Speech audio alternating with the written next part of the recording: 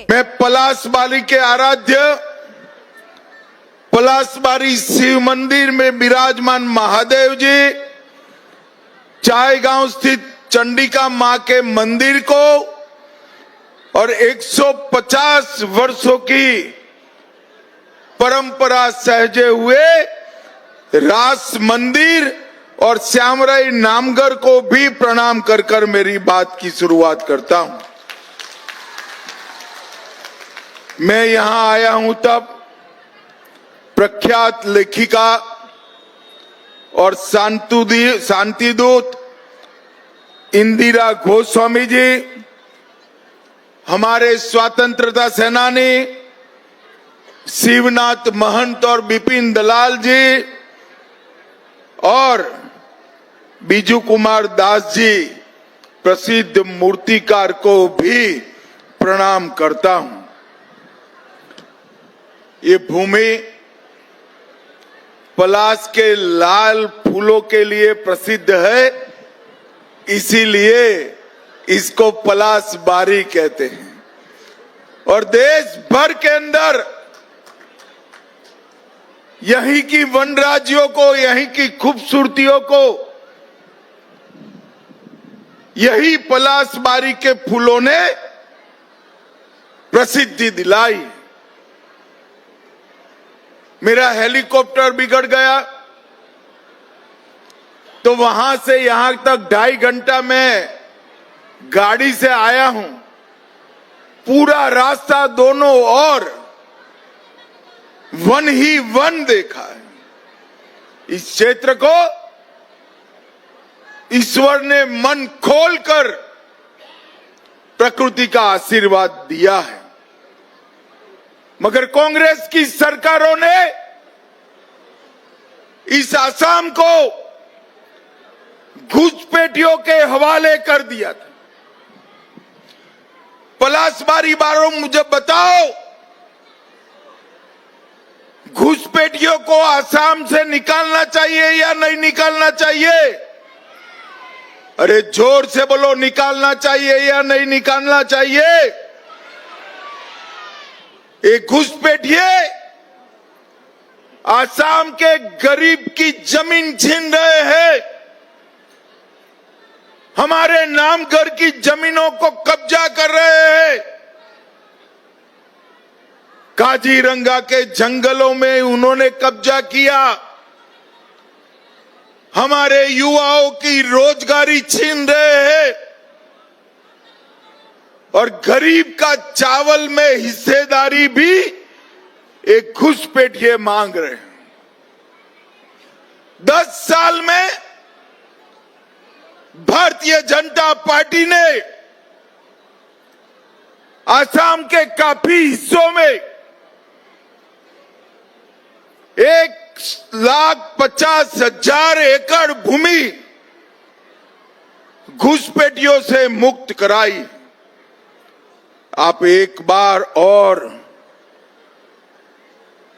यहां भाजपा सरकार बना दो, पूरे आसाम को घुसपैठियों से मुक्त कराने का काम भारतीय जनता पार्टी की सरकार करे। 10 साल तक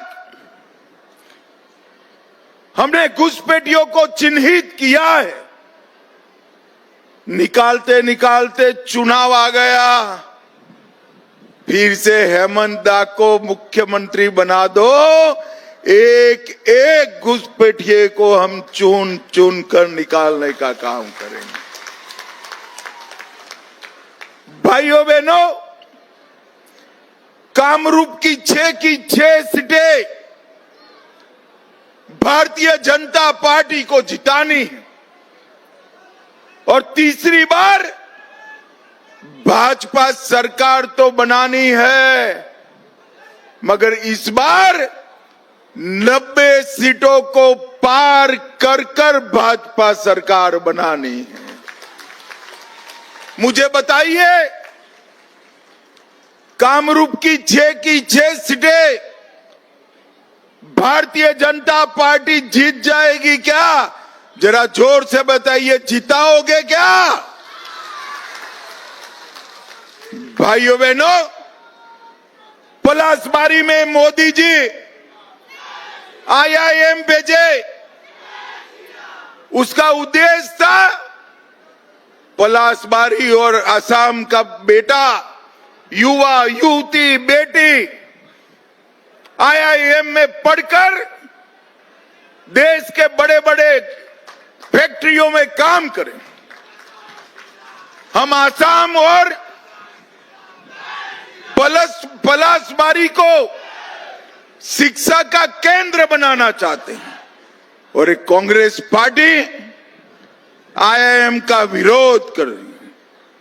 और भाइयों बहनों, कांग्रेस पार्टी ने पलासबारी IIM का बिल, उसको विरोध करने का काम किया।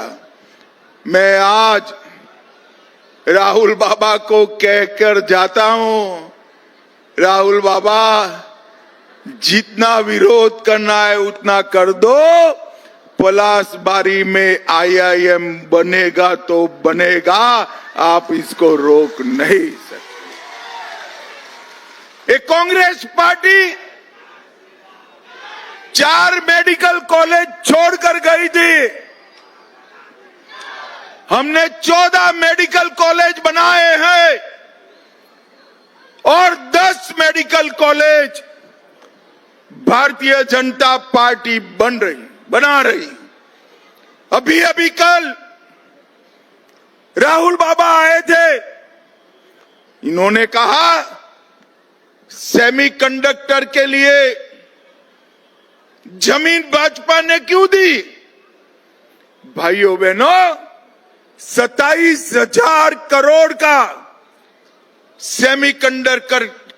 सेमीकंडक्टर का प्लांट नरेंद्र मोदी जी असम को भेंट दिए हैं। मुझे बताओ, यहां सेमीकंडक्टर प्लांट लगना चाहिए या नहीं लगना चाहिए?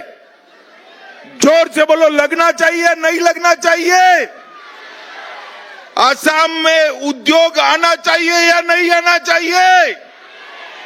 अरे असम की सेमीकंडक्टर की चिप अमेरिका, चीन, रसिया, जापान तक जाएगी, तब हमारा संदेश असम का पूरी दुनिया में चलेगा। एक कांग्रेस पार्टी ने सालों तक असम को विवाद में घेर कर रखा, गोलीबारी, बम धमाके, बंद, आंदोलन, कर्फ्यू। 10 साल में भारतीय जनता पार्टी ने यहां पर शांति लाने का काम किया था और 10 साल के अंदर 11,000 से ज्यादा युवा हथियार छोड़कर मुख्य धारा में लौटे हैं और आज कहीं पर बम धमाके नहीं हो रहे, गोलीबारी नहीं हो रही है, इंडस्ट्री आ रही है, अस्पताल बन रहे हैं, यूनिवर्सिटियां बन रही है। असम विकास के रास्ते पर चल पड़ा है। ये गांधी परिवार, नेहरू परिवार जो है, पहले से असम के लिए अच्छा भाव नहीं। 62 में चीन ने आक्रमण किया, जवाहरलाल नेहरू जी ने असम को टाटा बाय बाय कर दिया। क्यों भाई? आपके पिताजी का असम है।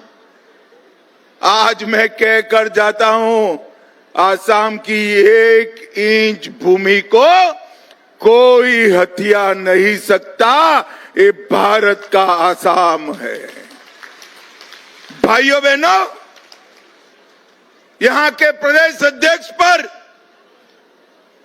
भारत के दुश्मन देश का संबंध रखने का आरोप लगा है, वो कुछ नहीं बोलते।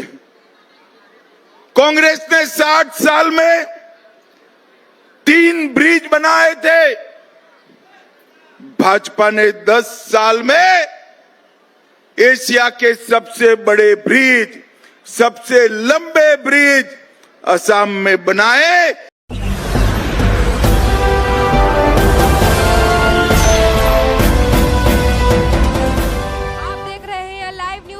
99 राष्ट्र सबसे पहले।